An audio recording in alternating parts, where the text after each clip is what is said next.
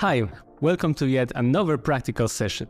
We've been talking a lot about theory for the last two lessons, and we've introduced the idea of memory colors, and we hope that you are slowly starting to watch over the shades of vegetation and the sky. You pay special attention to them, both in your own work and the works of other artists. We have also learned how to create and, even more importantly, to improve the materials of greenery so that we have total control over them at a small cost. Everything is production ready, the greens are good enough without spending time on every single detail. And today we'll make a deep dive into a practical side of things. We'll come back to the subject of HDRIs. You will learn lots of new tools that will allow you to set your daytime scenario. We'll go in depth into using environment slots, we'll touch the basics of volumetrics, and dive into advanced use of Corona Color Correct. You'll find out what it's all about real soon. We will also build two scenarios, one with a lawn and the other one with reflections in the water, so something new. We will use one of our favorite HDRIs from the previous lesson. And then we will do a new scenario with the water in the scene. We promise you great results, although we will have to get a little bit creative. So let's begin. We go back to the same place in our scene where we left off last time. So we've set our HDRI, the one that we used last time, 1714. We have it attached separately to the illumination slot and the direct visibility slot. You can also use 3D Collective 1751 attached to this training. We have our planes inserted with the tree opacity map applied to them. As a reminder, we can run interactives to see what it looks like. I'm just going to turn off the high poly assets and let's see.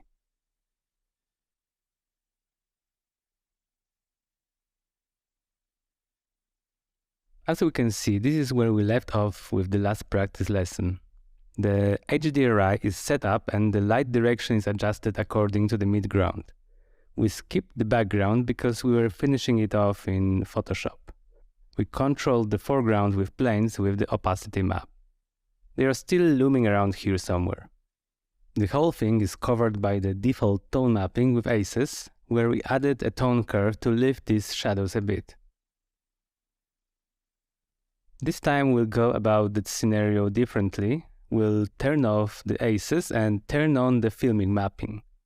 We will add a filmic mapping from the list and we'll set the highlight compression to value of 1. By the way, we can see that highlight compression in filmic mapping mainly compresses the high ranges. What happens down here does not change. And if the image seems a bit flat, we can always use this Rich Shadows option. This way we'll get some contrast down here. The shadows will separate from the mid-range and it will all become more punchy. We don't have to go with it as far down as to 1. Sometimes it can turn out to be too dark, but it's definitely an option to quickly add some contrast in these areas here. Let's make a quick test here and see what's the difference between aces and filmic mapping. We can add this image to the history, turn on aces, and compare it with the one stored in the history. We yet have to click Show in Original Post-Processing, and now we can compare two tone mappings. They are quite similar, especially in the tonal ranges. This is why we raise the shadows in aces, bringing them closer together. However, we can see that choosing one or the other tone mapping not only changes these values in the image, but also changes how the colors look like. Let's check out the sky. The colors of the sky are completely different here. Here we have more isolated blue, tilting a bit into magenta. I would say it seems more natural. And here we have a blue turning heavy into cyan. And it's all based on one HDRI. Just two different types of tone mapping. So let's remember that each HDRI can also be calibrated differently. Some will be calibrated to run in one tone mapping out of the box. Others will work with a different one. So we cannot expect that everything will work perfectly each and every time. Some moves might be necessary on our part to just slightly fine-tune it to what we need in our scenario. So we can see that in the context of these memory colors we talked about in the theoretical lesson, every step we take changes what we are dealing with. Even the tone mapping itself can dramatically change the memory colors. Not to mention that the expression of greenery, saturation and similar aspects also change here. We'll come back to this later. For now, let's go back to the interactive. We ended the last lesson with the image looking like this, because we decided to work on the background in Photoshop, although we'd like to have other options as well. For example, it would be nice if we could do it in 3D. So what are our options here? The simplest approach to the topic is corona volumetric material, and we'll implement it in this scenario. We are looking for this material in the corona materials, the corona volume material. This material only has a few parameters, so it looks kind of easy, right? But don't let it trick you. Volume material is a very powerful tool. It gives great opportunities. In fact, we'll devote the entire 4 lessons just on how to use it. But that will come at the end of the training. For now, we'd like to think of it a bit like the corona volume effect we used before. It allowed us to get an aerial perspective in our scene. You can use both for the same purpose, but you need to be aware of some differences between them, because the corona volume effect is basically an overlay to the corona sky. On the other hand, corona volume material is physically correct and takes longer to render, or even way longer depending on how we are going to use it. And it may sound a bit mysterious at this moment, but don't worry, the time will come for a deep understanding of volume material. Today we will teach you just one cool trick. We want to finally get this background in place and build the depth in the scene using just 3D. And we'll use 2 parameters for this. The distance parameter, which will generally define the fog density in our scene, and the color parameter for scattering, which will define the color of our fog. It will tint colors in the volumetric material area. So we can introduce volumetric material to our scene in several ways.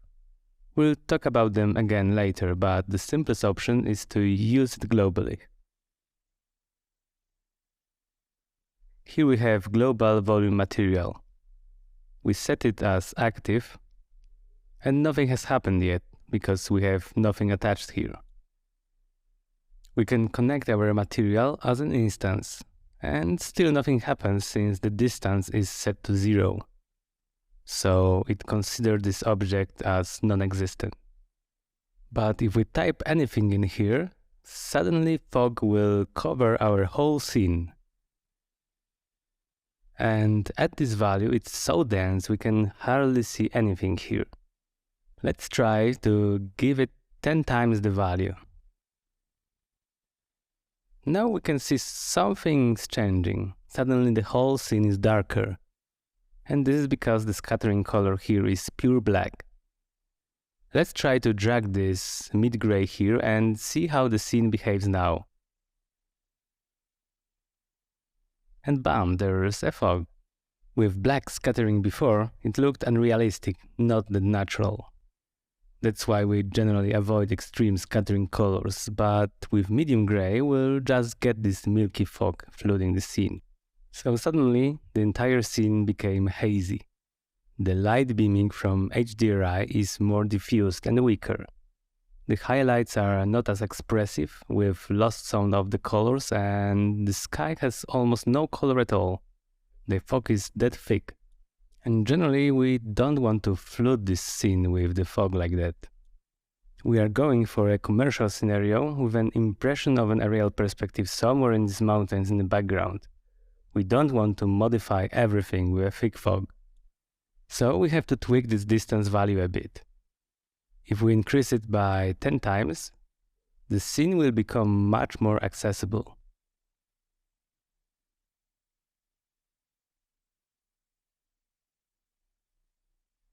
We can go up with this to 200,000 centimeters, and these numbers obviously depend on the scene. If the scene is smaller or larger, the suitable amount of the distance parameter will be different. You just have to try it in interactive and decide based on what you see. There is no one universal value here that works in every case. And we can already see that something is changing here with this value set. It's a bit higher than it was, so let's compare it.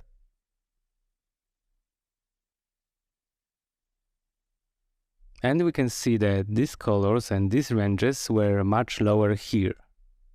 When added this, they went up. And as for this volumetric material, there is yet another aspect regarding color. When we use the Corona volume effect, I mean that option in Corona Sky, it sort of automatically adjusted the color overlay to this sky color. And it was quite reliable in terms of this color relationship. However, we don't have such information here. In fact, if we lower this value again to make the fog stronger, we can see that this gray color starts to dominate. We can see that the fog here is grayish, maybe even a little warm, due to the fact that the sun's shining and it's quite warm illumination. But we can fix it using the color scattering parameter. So far, we've set it as mid-gray, but we can change this color at will. And we can change it for instant to a bluish one, so it better matches the color that we would expect from the aerial perspective. This way it looks much better than it did with a gray scattering. The fog is too strong, obviously, so let's just go back to some higher numbers here. I think adding an extra 0 should do the job. Alright, this scenario is pretty much ready and everything was quick, easy and fun. In fact, let's check if we did everything as it should be done. We can check our values here. And they seem to be okay. It doesn't differ much from what we had before. Maybe we could raise these shadows a touch more. Most of the blacks and whites landed more or less where it needs to be and we don't lose any detail in here. But maybe I will go back to rich shadows at 0.8, even though both values seems to be okay. So this is the first thing we generally check. Does the depth work? And it does. The background seems to be a little more distant now. The fog's not overdone, and we definitely read it as situated farther away than the midground, so this element is also checked. And basically that's it for this Corona frame buffer. The direction of the light goes hand in hand with our composition and directs our eye to architecture. The memory colors are adjusted accordingly. If we have an interesting composition and the right materials, then setting the light as simple as this one is basically a no-brainer. Nevertheless, you'll soon see that sometimes it all collapses like a house of cards, especially if you choose a wrong HDRI or you can't reveal its hidden potential. So we can turn the interactive off and quickly move on to the theory. So we've used a really good HDRI to make this scenario and it was easy to optimize it. However, not everything works so well in everyday life. In fact, working with HDRI can have ups and downs. If you happen to hit a wall in the past, we'll tell you what mostly probably went wrong and how to avoid it in the future. Depending on which HDRI we choose, we can achieve different effects. You probably already can guess that different HDRIs illuminate the scene differently. Each HDRI is made by different artists with different equipment. There are various ways to calibrate and create an HDRI. So there's no industry standard for them. There is no scale to grade any HDRIs with, let's say, 5 stars. If someone creates an HDRI, he or she simply encounters specific weather conditions. And we are not just talking about clouds and sun here. In addition, there can be various aerosols in the air. We could have some dust, some humidity, and all that diffuses the light in a specific way. This will affect the light and shadows, making it softer or the opposite, more intense. This is just one aspect that can affect illumination. The second one can be, for example, the lens optics. If the lens causes a large flare near the sun's disk, it will also shine a bit in an HDRI. And those are nuances that will make it illuminate better or worse. The calibration process, we also mentioned earlier, will of course affect whether there will be any unwanted discoloration. Simply put, some HDRIs are just better than others. Some are good, others not so much. We see a huge range of colors and the illumination works differently each time. It differs in intensity and softness of the shadow. We have run a test. We took a lot of HDRIs, the popular ones and those less popular too. We set them up without any additional adjustments. You can see that they have very different characteristics. We've selected them all as more or less daytime HDRIs, but we can see that some of them are way warmer than expected. We can test immediately, in real time, check our perception of memory color. We can see how the greenery looks like, how the sky looks like. Are colors realistic or do they look artificial? Is it attractive to us or does it need to be changed? If we compare many examples like this, it will be relatively easy to come up with an internal benchmark of memory colors. This is pretty much it when it comes to theory. Let's move on to practice, see potential issues with color and HDRIs and how to fix them. And if you find yourself in a similar position where everything is tinted and decreasing gamma doesn't really change the illumination, it means it's the time to use something different. Okay, so we come back to our scene as we left it. And now we are going to change the setting, make it a little bit more exciting, because for the first time we are going to create a scenario with water. Previously we changed layers from high poly to low poly to switch from production render to interactive render. And if we turn off most layers, we will have a hole with water in it.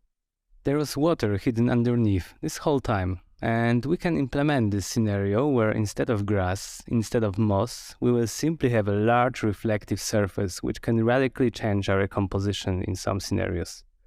You will see that it looks pretty cool real soon. So before we move on to some more advanced HDRI wizardry, let's do a little test first.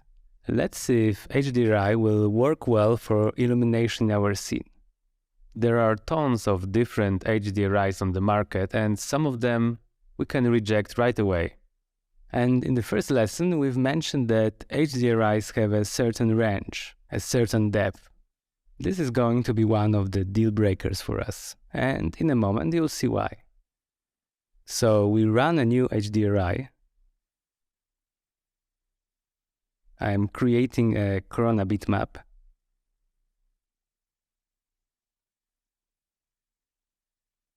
And I have an HDRI from No Emotion here.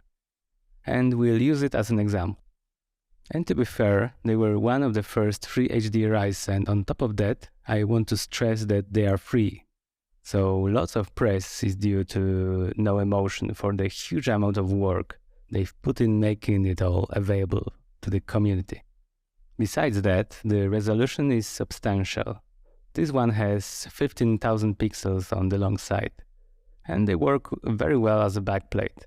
Some also work well as a source of lighting, especially in the evening HDRIs when it's cloudy and we don't need a huge tonal range. However, when it comes to illumination from daytime HDRIs, we can encounter examples here that will cause us some problems. In fact, we don't see much on these previews. Maybe in this night shot we see some details. And in daytime no emotion HDRI, we can see the color of the sky, clouds, what's going on here, and it doesn't bode well. This indicates that this HDRI may not have the tonal range we would hope for. Okay, let's open it up. You remember earlier with HDRI 1714, nothing was visible, and now we can see some plants, fields, paths. Everything is visible. Okay, but let's try and see how it works. Let's connect it to Corona Color Correct. And maybe we'll turn off volumetric for now. Turn off the override and just connect it to the illumination and see how it looks like.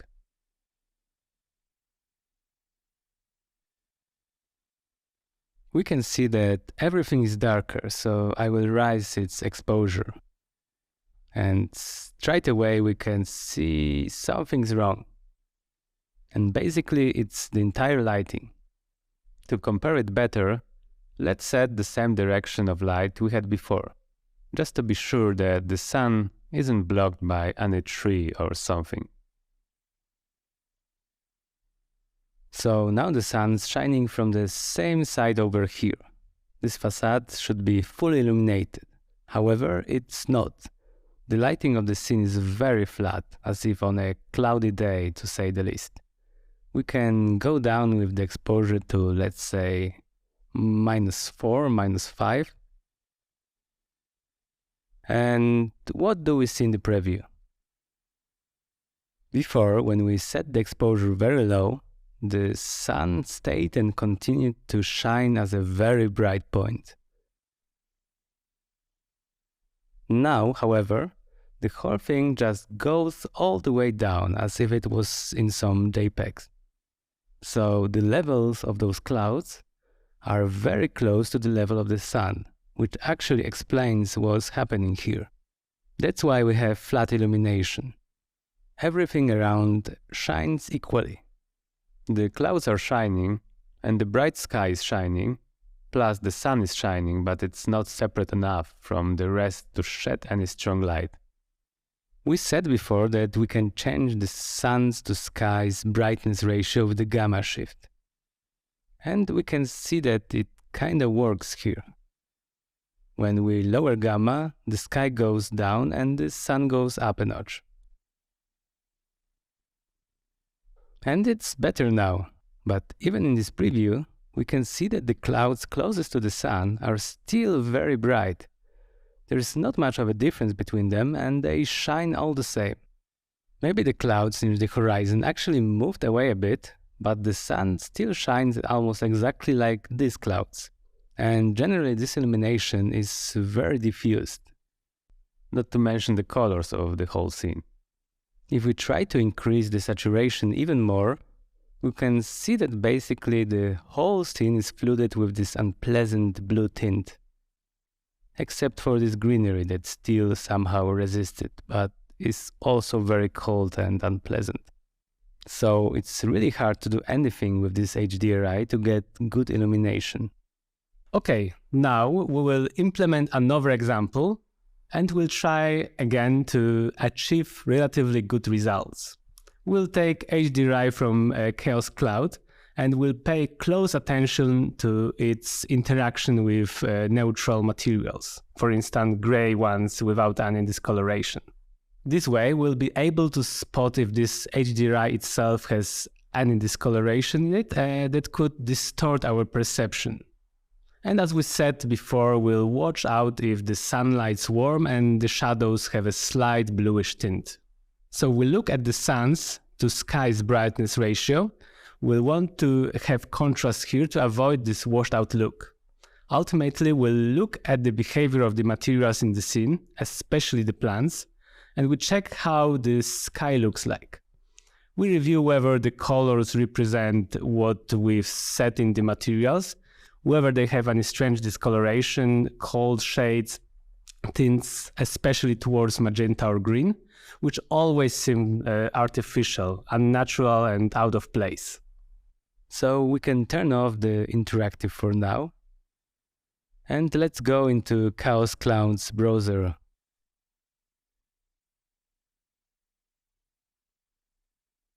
And here's a whole bunch of HDRIs we can use.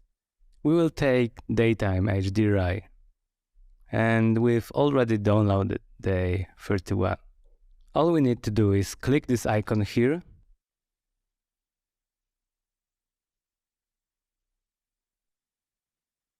And we'll immediately have a new Corona bitmap here, overwritten over that was here before. And this is our HDRI from Chaos Cosmos. Just like the last time, we'll add Corona Color Correct to have additional control over it. And let's just see how it looks like in interactive.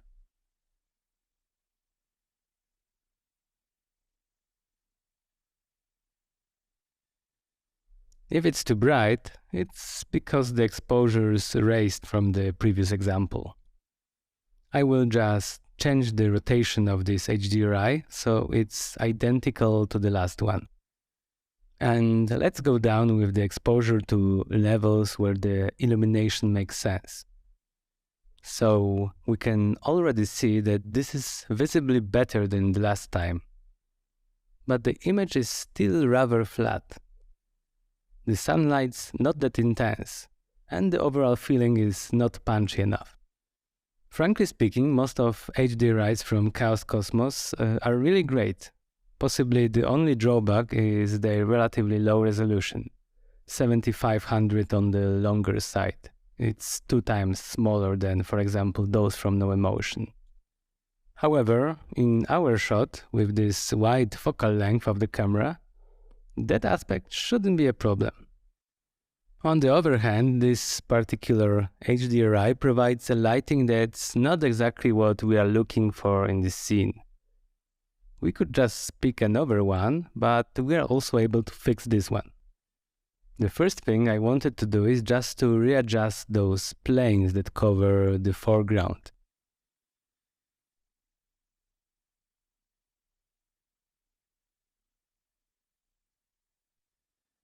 This HDRI shines from above and the planes are too low to cast a shadow on the foreground. So we will scale it a little on this axis, so it does not disturb the perception.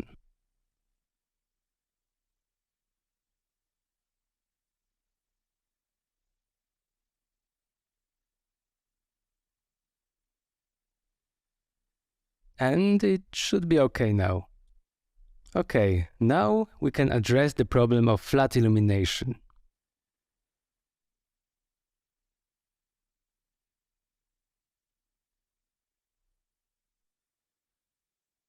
And as we said before, we can always reduce the exposure a bit. And in return, turn it up here. It's easier to work when you see the HDRI in the preview window instead of, everything being so bright. So it will be more convenient to raise this exposure here and lower it here. We also said that turning gamma down will allow us to enhance our perception of sunlight. Well, let's set it to 0.9 and see. And suddenly, a lot is changing. Suddenly the scene comes to life. Let's see what we had here before. The light was flat, sad, colorless, not so warm. And with a value of 0.9, maybe 0.91, suddenly this perception is completely different. We can see the difference between an illuminated facade and a facade in the shadow. Even the greenery comes out. And suddenly it becomes much juicier, more interesting. So it's definitely a good move forward. And at this point I want to add that of course gamma helped us raise the impression of warm light. But if you feel something still missing, we can, for example, modify the HDRI temperature. By raising the white balance here, we make the highlights appear warmer. We also warm the whole picture. But if we still think the whole thing is too cold, then we can raise it up.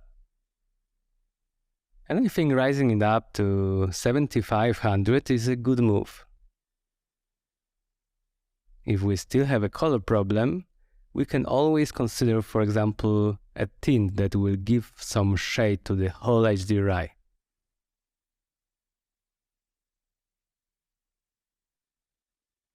However, it seems to me that in this case it's not necessary. Although we can tell that these clouds seem a little too bright. I mean, we are losing a little detail on them. And override might prove helpful here.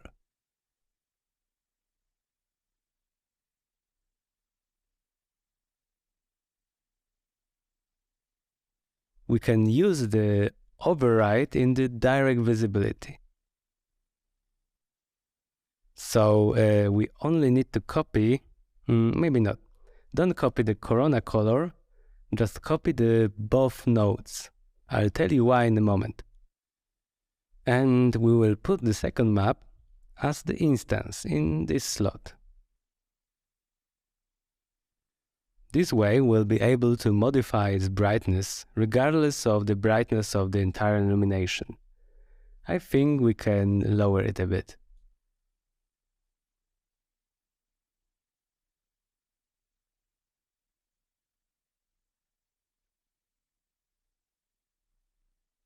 What's more, if we do not want to lower it completely, we can also modify it independently with the curve. Although I think that at -6 these blues look quite okay. What else? We can, for example, subtract a little from white without touching the darker areas.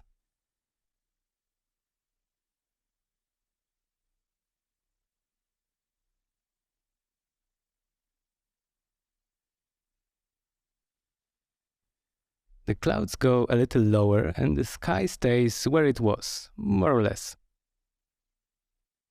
I think that after these changes, the sky is also very cyan, so we could change the hue. Maybe not that much.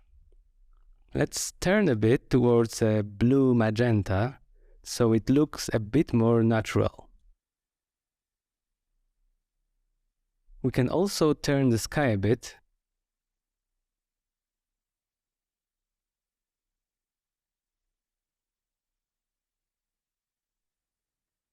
This way it will fit better in terms of composition.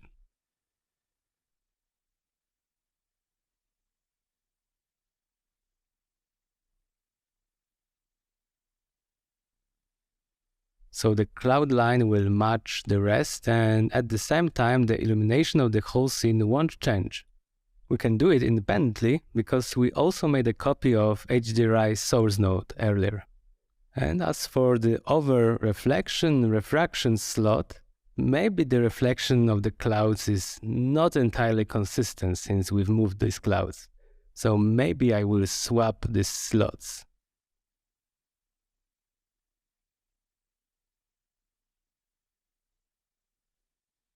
So we'll just turn it to 0.19 to have this reflection as similar as possible.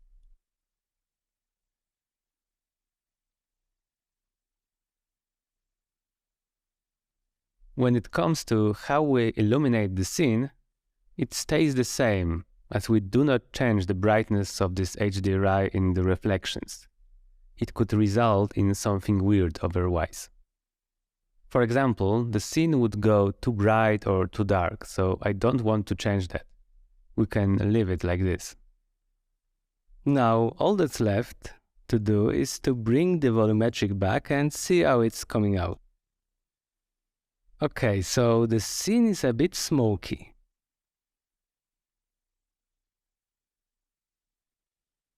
We could try to tweak this value like that. To place the volumetric visible only in the background, so it slightly flattens contrast there.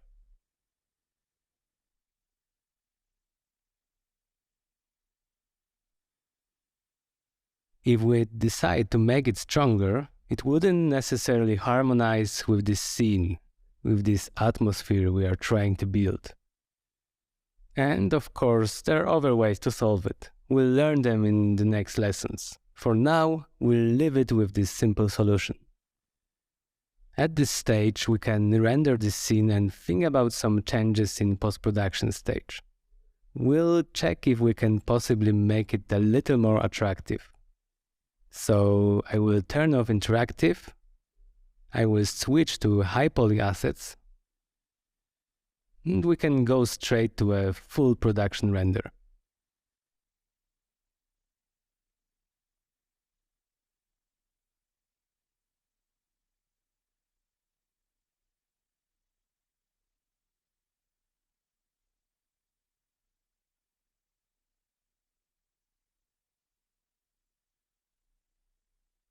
Okay, so the render is ready and we can go into post-production.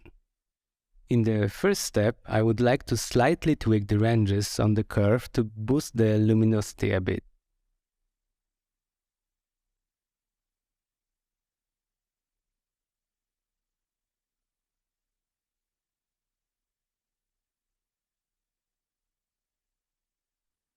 I will add one more curve to vignette control.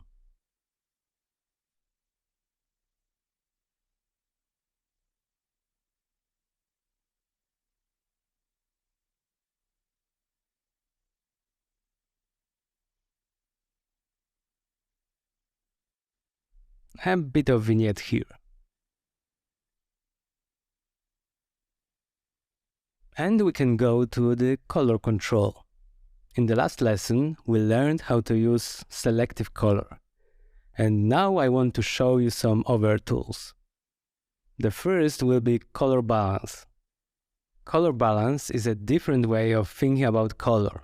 Now we don't think of colors as certain ranges on the color wheel, but something we pour into our shadows, midtones or highlights. And generally in a scenario like this, we want the highlights to be warm and the shadows to be cold to some extent. Of course, on the one hand, the HDRI imposes it to a degree, and we have already seen that. On the other hand, we made some HDRI corrections in the material, which improved the situation a bit. Here, we can additionally, for example, add some warm tones, turn it a little to yellow, to red. We can already see that these highlights on the facade become warmer. Likewise, we can add a little blue to the shadows, and they will become a little colder.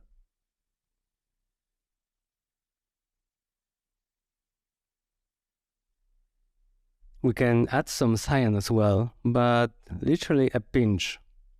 I turned it the wrong way, of course.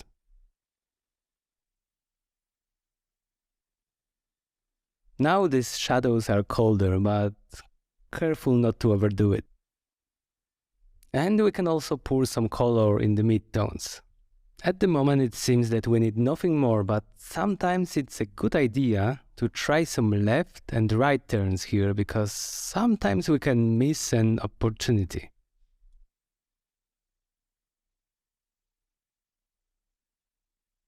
This is not necessarily the case here, but sometimes pouring a bit of color into midtones can dramatically improve the tone of the image. So that would be it when it comes to color balance. We haven't made any dramatic changes here, but I think we have improved this temperature ratio a bit. One more thing I wanted to show is hue saturation.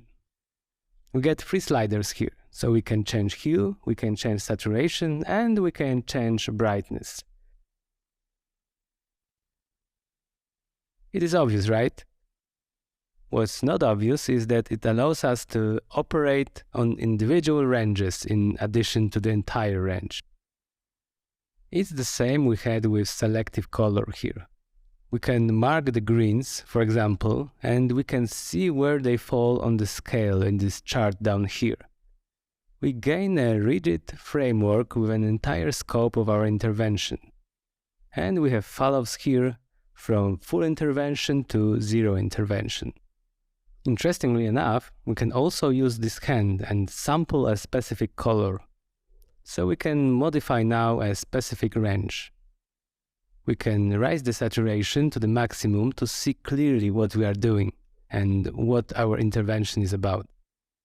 If we decide, for example, we would like it to be less green, we can always move these sliders a little and narrow down the range.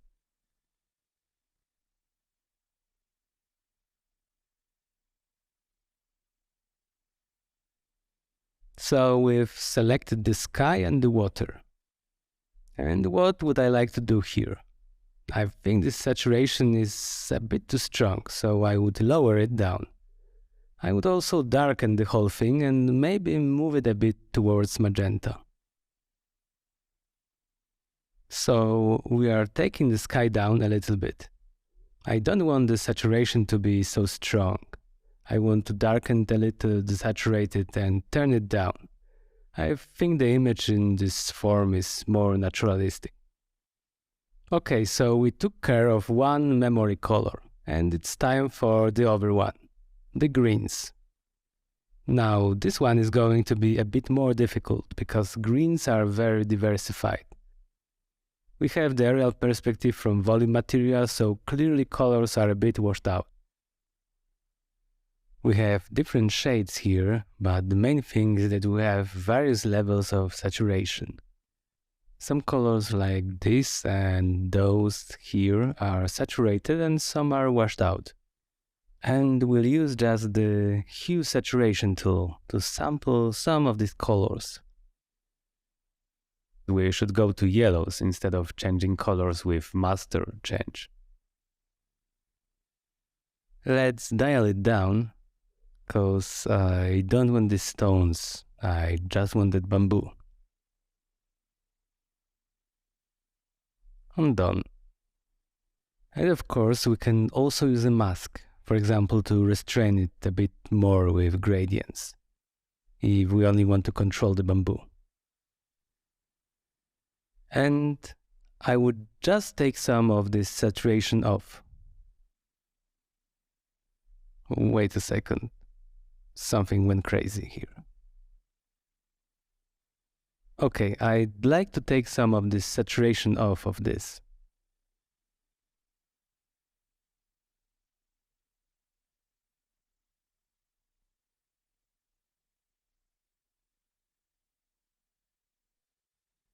Maybe turn it green, just a smidge. This area right here was very intense, and now we've given it quite naturalistic tones, similar to those trees, for example. Furthermore, we have the meadow with yellow blades of grass, and I don't think it looks good in this scenario. So let's use a hue saturation layer again. Target just the yellow snippets and try to narrow them down.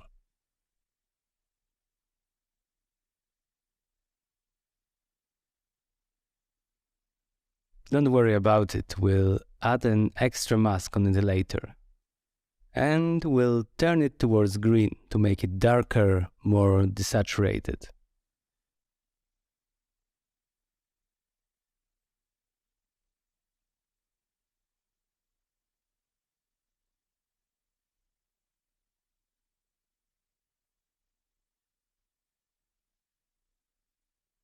We'll fix the rest with a mask, and we can recover these stones with a soft brush.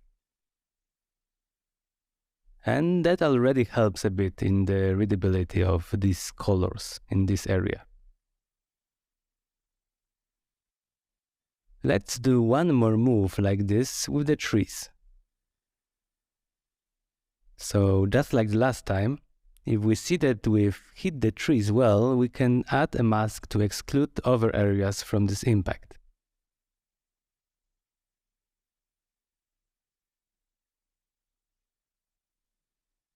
As for these trees, I'd like to darken them a little.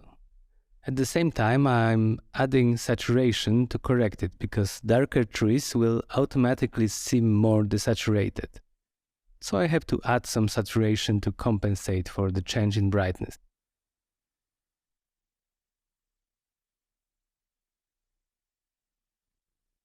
It seems to be much better now.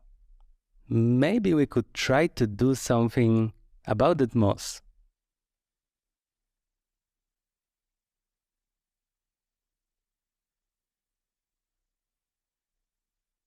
Alright, we managed to hit it directly. Let's maybe desaturate it.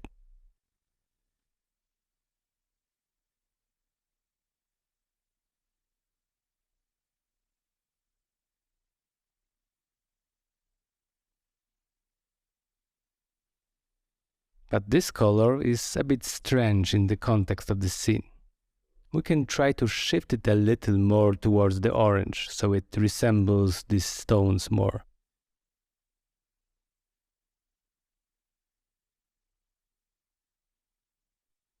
There will be no weird green and yellow buildup that has nothing to do with anything else.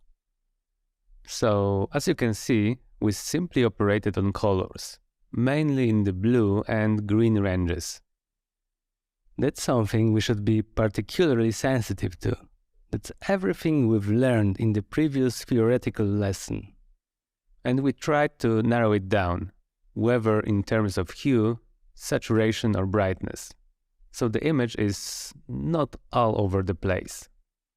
This can happen if we have a lighting that's less than optimal. We did our best to keep it all together. We can add some vignette at the bottom, the normal one. And let's reduce the opacity so that this area does not stand out so strong. We can fix this corner a bit more, and now we can consider this image done. Alright, we've managed to build this scenario, and we've done a lot here. At first, we've used one HDRI and everything was really a smooth sailing. Then we used a slightly troublesome HDRI as well, so you could see a series of small operations that would give you 100% of control. Whether with environment slots or little tweaks with Corona Color Correct. You can always go back to memory colors and keep them in mind at all times. Greenery and sky will be your compass, telling you whether you are on the right track. Besides that, look at the brightness levels and remember all we've talked about before. And this is the end of this big daytime lighting segment.